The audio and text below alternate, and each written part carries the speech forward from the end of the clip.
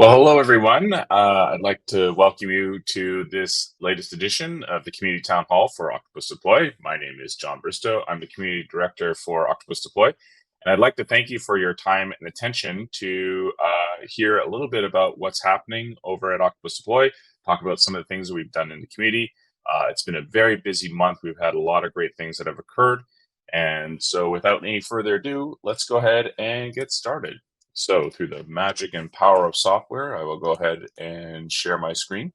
And hopefully if everything is working, the flux capacitor is fluxing, etc. You'll see my screen in just a second. For those of you who are on our live webinar, you can go ahead and let us know if you have any questions. We have our Q&A pane enabled. We also have our chat window also enabled there, so you can feel free to let us know if you have any feedback at all. We have folks dialing in from a variety of locations. So anyways, getting on to the latest community and tech-driven news around Octopus Deploy.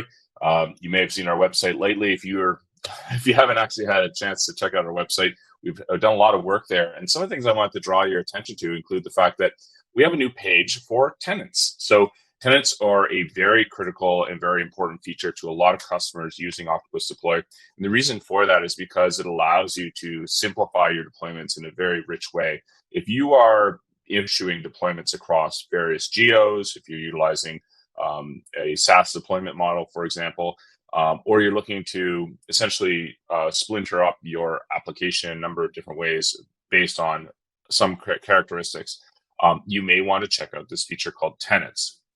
And what we've done is we've actually created basically a high-level overview of what tenants are and how they work. And the reason why this is important is because tenants is a term that's been around for a long time, but it's sometimes difficult to understand. And so we've provided this page to help articulate some of the things that you need to familiarize yourself with in order to be effective with tenants.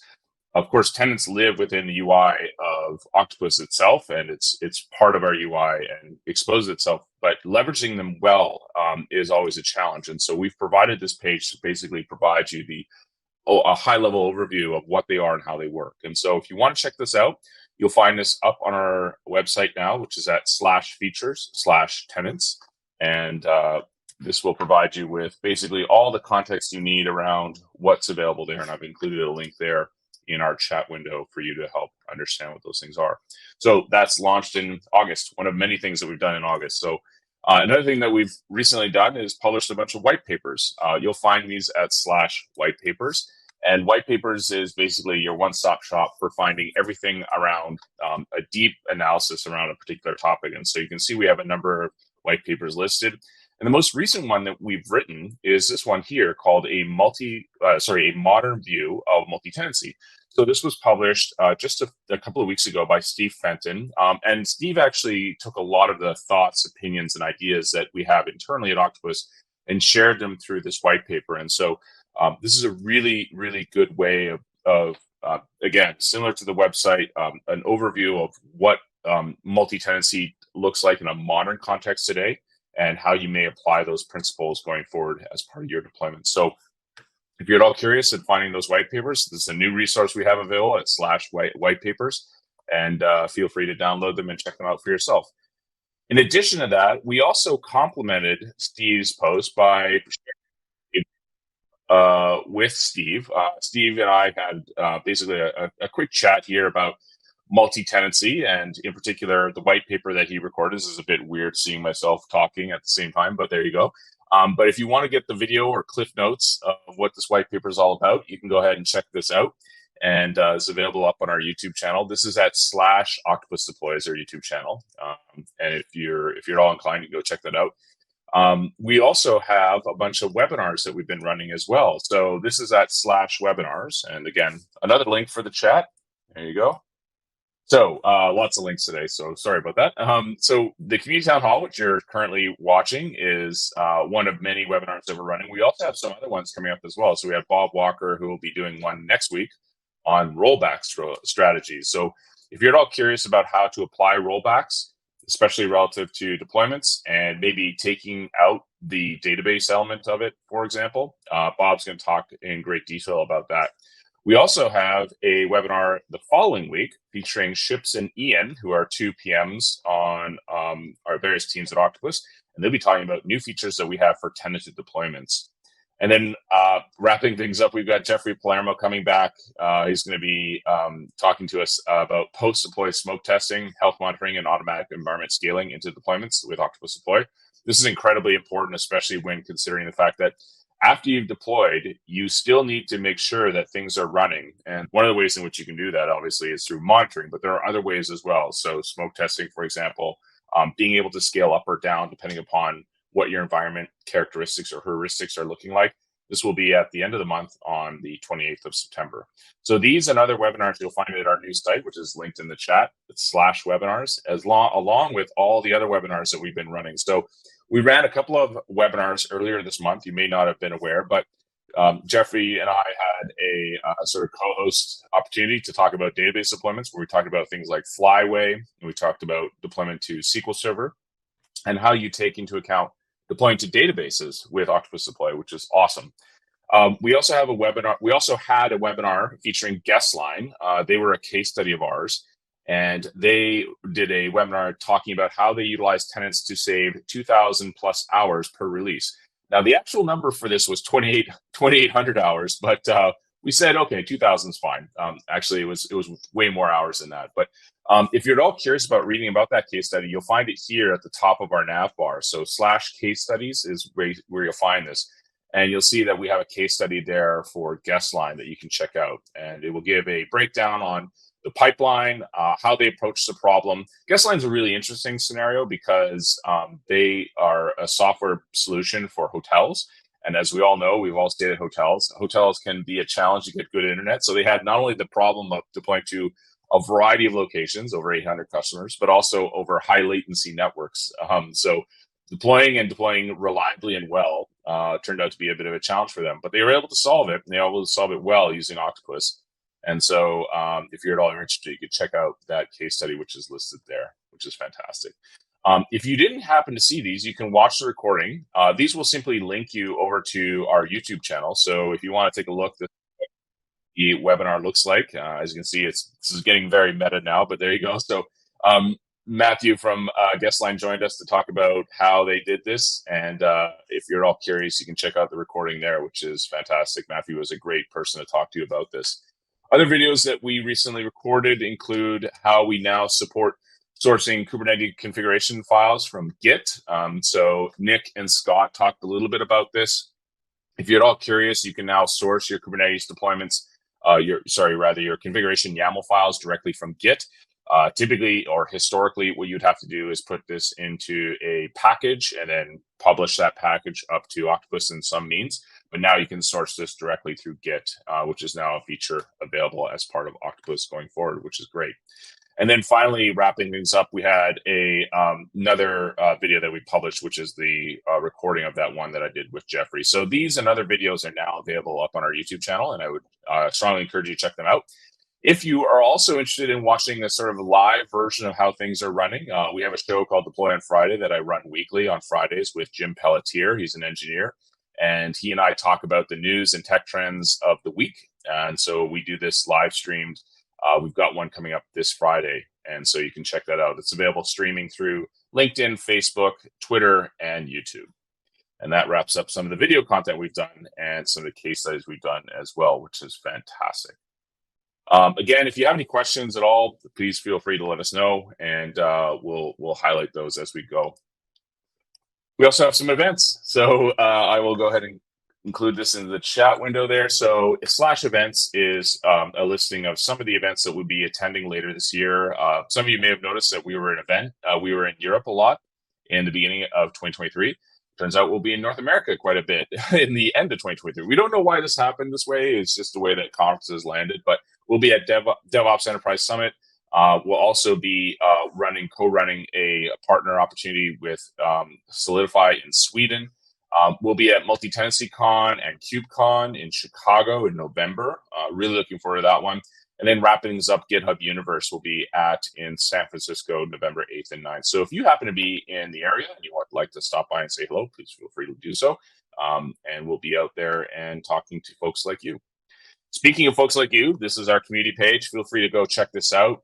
This is at /community. You'll find links to our Slack channel there, along with other resources as well. In addition to that, you'll find access to our location for help, etc., our insiders. This is a great resource for you to keep aware of what's going on in the community.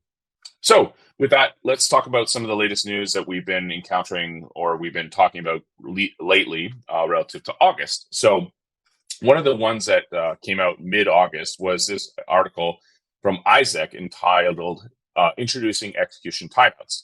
Execution timeouts are a really nice feature because what they enable you to do is basically set a value in minutes as to when to designate a hung deployment step or part of a process. So typically what happens is you'll have these steps that run for a really long time, and you're not really quite sure whether or not we should continue. You might have to do some kind of intervention, not a manual intervention, but you may have to actually take a look at the running of the task itself. And sometimes, unfortunately, sometimes those tasks get shut down on the other end of the pipe. Execution timeouts gives you now a capability to designate how many minutes you're willing to wait before that task is deemed to have failed. Now, be aware that the execution timeouts are on all tasks except for this set of steps. So these steps, like sending an email or manual intervention, these are steps that you cannot specify execution timeouts on. And it's kind of understandable in that regard because, you know, you can't really tell whether or not an SMTP message has actually landed or not. And execution timeouts wouldn't make sense in that context. Same thing goes for things like a manual intervention. You don't know when a human's going to come along and approve or deny the step to continue. So if you're at all curious, we can take a look at what this looks like in a live example. So this is at samples.octopus.app. This is our samples instance that we have available. And if you want to take a look at what this looks like, when you drill into a step itself, so here I have a deployment process for a database deployment. And this features some of our integrations with things like Flyway. You scroll down here at the bottom, you'll notice that in our conditions section here, not only do we have our retries section, which we talked about last community town hall. So retries allows you to basically designate how many times you want a step to occur in order before it is deemed to have failed. But now you have this one called timeout. And so you can see here, timeout now designates the fact that, hey, after so many minutes, we're going to go ahead and deem this step has failed. So it says here, if this step is still running after a set time period has lapsed, we will resume the task is stuck, assume the task is stuck, and force failure. We recommend using this option in conjunction with retries where appropriate. So these two together make a really powerful combination to increase the robustness and reliability of your deployments. We've added these and they're available as an early access feature. And if you're all curious, you can let us know what you think, and you can check it out there. So these two, I think, are really going to improve the reliability of our deployments going forward, which is great. Speaking of the earlier webinar that I did with Jeffrey Palermo, where we talked about database deployments, I just wanted to highlight here quickly the fact that we have integration with things like Flyway. So Flyway is a great solution for tracking changes to schema. And you can find this available at flywaydb.org. This is a tool available from Redgate. They're a friend of ours. And we have an integration with Flyway that allows you to run a bunch of commands through this tool as part of your deployment process. So if you're looking to deploy databases and you're looking to do schema comparison and schema changes as part of that deployment, I would strongly encourage you to check out a tool like Flyway. Flyway supports over 20 databases. And it's a great tool for doing those operations. If we take a look at the extension itself, you'll notice that we can perform a variety of commands against Flyway. So we can do things like check changes, perform dry runs, migrate schema changes. And as part of all of these commands, we get things like reports that get generated that I can validate after the fact. So if we take a look at this deployment change here, you can see that when I do a database change, I can actually do a manual intervention by a DBA to say, hey, check the report that was generated and verify that that report looks good to you before proceeding onward. So these and other sorts of extensions are available. And you'll find these also on our library, which is at library.octopus.com. There you'll see a site that looks like this. This is me tap dancing as I'm waiting for the page to load. This is exposed through the UI tool as well. So this is what it looks like. And you'll find tools like Flyway exposed through our library directly. And you can gain access to that just by simply typing in Flyway, for example. And you'll see all the ones that we have there through the extensions module.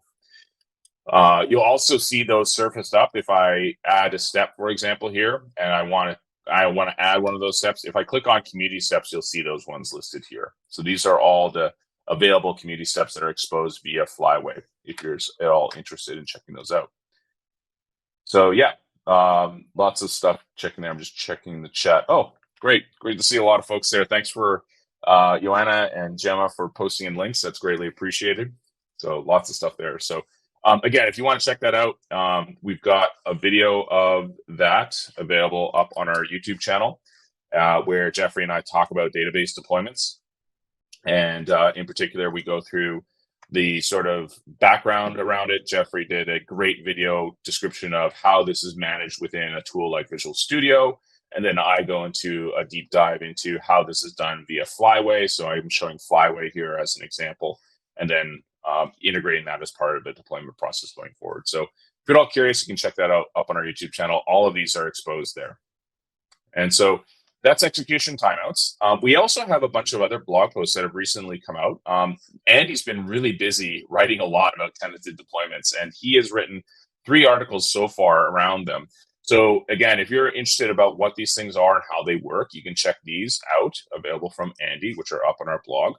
Some other things worth noting, Robert Erez talked about how we're dropping support for Windows Server 2003 machines. And this is basically because of the fact that with 2024.1 going forward, we need to ensure that our development processes going forward, and by deprecating this feature, we're getting basically a better or smoother roadmap as we go further. So if you're at all curious as to what this means to you, if you're supporting Windows Server 2003 and you're wondering what this actually looks like in reality, in context of 2024, we have this blog post letting folks know what this change means. And a lot of this actually does revolve around .NET. So .NET and Windows are somewhat coupled in reality, because there are certain versions dependent upon certain versions of .NET and the server software. And so the reason for these changes is basically part of this. And we go into deep detail as to why these changes have occurred. And then finally, wrapping things up, recently, just today, Bob just published this one called The Benefits of Isolated Tenanted Software, or Infrastructure, rather. And so Bob goes into deep detail about this. He'll be doing a webinar later this month, by the way. So if you're all curious about how to approach this from a tenanted perspective, relative to the database, to basically how you break up your application, this is really, really important. And this is actually summarized as well in a podcast that he did with Jeffrey Palermo, which is the Azure DevOps podcast, where he talked about this as well in deep detail. So if you're at all curious about some of the things that we're working on, you can check out our roadmap. So many of you have asked, what's coming, what's next, etc., or you've wondered, when is this feature coming? You can check out the roadmap at roadmap.octopus.com. There you'll find a page that looks like this, and it's broken up into these 3 sections. So we have our release page, we have our plan page, and we also have our under consideration. I think the under consideration page is the one that I think piques most people's interest. And there you'll find a bunch of cards that highlight some of the things that we're thinking about. One that we've talked about recently, Kit and I did a video of this up on YouTube, is how we go about deployment to Kubernetes, and in particular, how we may integrate with a tool like Argo. So Argo CD is a tool that is very popular for doing deployments to Kubernetes, for managing Kubernetes clusters. And so one of the things that we're thinking about doing is integrating a agent as part of that deployment process. So the reason why I mention this is because we're looking for your feedback. If you're thinking that this is a great feature and would love to have it, please feel free to let us know by voting through these capabilities here. And so if you're at all curious, you can check them out up on our roadmap. Some other ones that we've also talked about, we're doing a lot of work around our tenant variables dashboard and our tenants dashboard overall. We're adding a lot of capabilities there, which is great. Ian's talked about this in great detail. And in the webinar later this month, he'll be talking about it as well, along with Ships, around some of the things they're doing with tenants. Another feature that we're looking to integrate is the ability to reprioritize the task queue. So you'll be able to drag and drop these tasks that occur in an instance that you're running. So if I'm running, say, for example, an instance here, and I've got my task queue, I can go ahead and reorder it directly through a drag and drop interface, which is great. So these and other sort of features we're articulating through our roadmap, and you can check it out up on our roadmap page. You can see the ones that we also have planned. We have, so for example, our OIDC integration for both client and server, which will be really, really nice. And we also have some other features that are coming. So for example, being able to connect a tenant to multiple projects. This is sometimes a very a problematic sort of situation where you've got lots of tenants and lots of projects and you want to connect them to each other. And so what this is basically an ability to do just that. So if we take a look at the mock-up, for example, here, you can see that I now have the ability to connect multiple tenants to multiple projects. And so I can basically do this quickly and easily, and it goes really, really quick. And so this is going to be available in our next release of Octopus, which is 2023.4. So look for these and other features that are both planned and under consideration going forward. And please let us know if you have any ideas yourself. Up at the top right-hand corner, you can submit your ideas. So if you think that we should be building something out, please let us know. Feel free to submit us your feedback and let us know what you think is important to you. And so that's part of our roadmap journey as we go forward. So just checking the Q&A. No questions. This is great. Either I'm explaining everything well or no one has any questions. I did want to take a second here. When downloading various versions of Octopus, I just wanted to mention this here. You can compare releases. Some folks may not know that this page exists, but you can compare the various versions of Octopus that we ship and see what's coming with, the new version of whatever release it is you're looking for. And so by looking at this list, you get a summary. We build this out dynamically, a summary of changes that have occurred from version to version.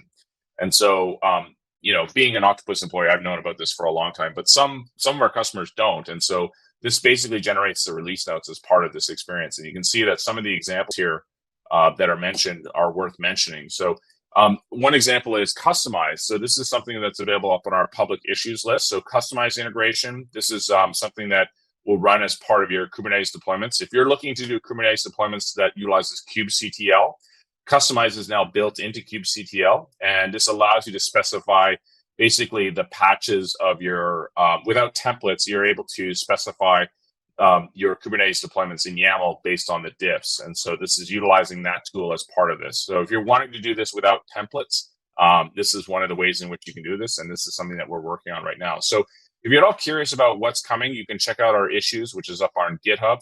You can also take a look at our change deltas that have occurred between various versions, and we'll give you some insight there as to what's coming. And so some release notes obviously bear mentioning, like new features, but others are kind of like, hey, we fixed a bug here, we fixed a bug there. So those are things definitely worth checking out.